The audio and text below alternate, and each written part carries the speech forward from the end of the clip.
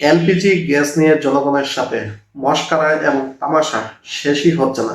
দেখেন যে LPG gas নিয়ে একদম ভোক্তাদের পকেট যেভাবে কাটতেছে, এর মধ্যেই শুরু হয়েছে আরেকটি নতুন যে নাটক, সেটি হলো, আপনারা জানেন যে 1306 টাকায় আপনার 12 কেজি এলপিজি গ্যাস সরকার একটা নির্ধারণ দাম ছিল, যে সরকারের নির্ধারিত দামের বেশি প্রায় 1800-2200 টাকা দিয়ে আপনার এলপিজি গ্যাস কিনতে হচ্ছে এতদিন।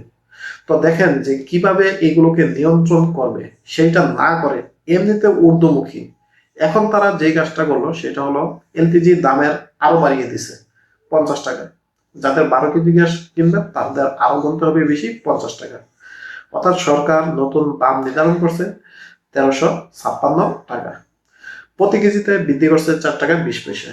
দেখেন যে আপনি যে এই যে দামটা নির্ধারণ করছেন, সেটা কি মানবে? যারা ব্যবসায়ী আছে খুচরা পর্যায়ে, সেটা কি মানবে? আমি নিজে 2500 টাকা দিয়ে একটি বসুন্ধরা সিলিন্ডার কিনছি এই 2 দিন আগে। 1306 টাকার এলপিজি কিনলাম প্রায় 2500 টাকা দিয়ে। এখন আপনি আরো দাম বাড়িয়ে দিয়েছেন 1356 টাকা। এখন তারা কই টাকা বেচবে? আপনারা কি আদৌ তাদেরকে কি গলা টিপে ধরতে পারছেন?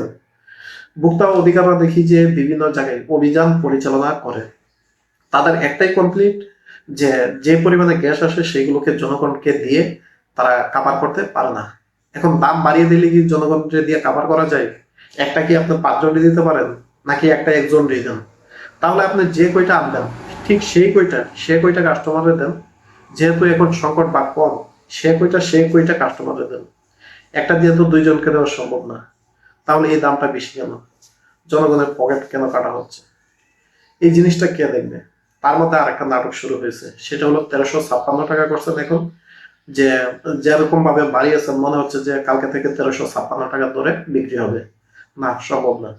তাহলে এই নাটকটা না করে আপনি কিভাবে এলপিজির দাম কমানো যায় সেই বিষয়ে লক্ষ্য রাখা উচিত। এখন অনেকেই প্রশ্ন করবেন যে বিভিন্ন জায়গায় তো ভোক্তা অধিকার অধিদপ্তর সরাসরি অভিযান পরিচালনা করতেছে, আর্থিক জরিমানা করতেছে, কিন্তু যে পরিমাণে জরিমানা করতেছে ডিলারদেরকে, তারা মাঝে মাঝে মানে হাস্যরস বা মস্করার সম্মুখীন হচ্ছেন। একটা ডিলারকে 50,000 টাকা জরিমানা করে, 30,000 টাকা জরিমানা করে। সে 50,000 টাকা তুলতে সর্বোচ্চ আপনার 40টা বোতল বিক্রি করতে হবে, উঠে যাবে। যাকে 30,000 টাকা জরিমানা করছে সে সর্বোচ্চ 20টা বোতল বিক্রি করবে, উঠে যাবে। এই জরিমানা করে লাভ কি? কোনো লাভ। সর্বপ্রথম যেটা করা দরকার ছিল সেটা হলো খুচরা পর্যায়ে কিভাবে নিয়ন্ত্রণ করা যায়, কিভাবে ভোক্তাদেরকে সুরক্ষা দেওয়া যায়, কিভাবে স্বস্তি দেওয়া যায় জনগণকে, এই জিনিসটা নিয়ন্ত্রণ করা সর্বপ্রথম দরকার। এলপিজির দাম নির্ধারণ করা এখন দরকার না। আপনাদের এই দাম কেউ মানবে না, কোনো কোম্পানি মানবে না, কোনো ভোক্তা সাধারণ পর্যায়ে যারা বিক্রি করে তারা মানবে না। তাহলে এই দাম নির্ধারণ করার মানেটা কি? আমি মনে করি যে এটা জনগণের সাথে মশকরা ছাড়া, তামাশা ছাড়া কিছুই নেই।